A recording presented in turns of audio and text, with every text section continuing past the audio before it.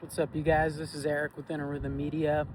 I'm down here at El Porto, a little surf spot, but the waves are pretty small today. No action, so I figured I'd do a story on the Hyperion Water Treatment Facility.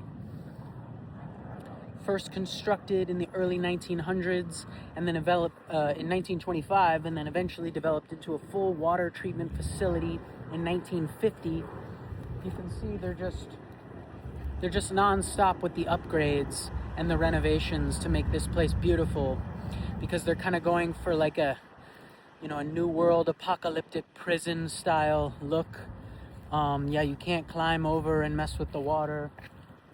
All sorts of old rusty pipes and metal everywhere. We're in 2021. From July to October, they just dumped 17 million gallons of raw sewage into the ocean, into the Santa Monica Bay, where everyone surfs and plays. There was lawsuits regarding odors, which is a public nuisance odor, Rule 402, and some other egregious illnesses, including E. coli, bacteria, and all sorts of runoff and sicknesses from the raw sewage.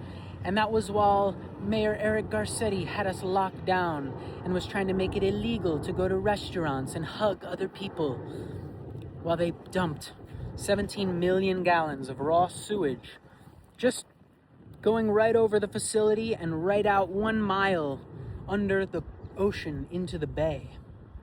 So as we've seen all this fraudulent bullshit with home health and hospice, homeless housing, the high-speed rail, and much more we're going to get into, I doubt they care so much to follow the rules and regulations of clean water.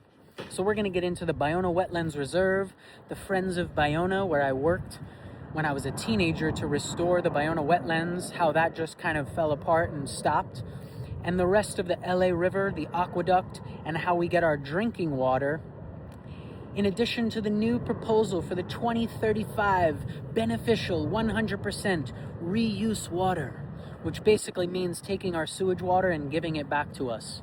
So if you think that the only negligence and non-compliance is happening in home health, homeless housing, high-speed rail, and other sorts of other fraudulent activities, it's best we look into our water supply and our food supply, because that's what's ultimately nourishing us and giving us the health and vitality we need to override these illnesses and these sky blankets of barium, strontium, aluminum, and other heavy metals that toxify our bodies.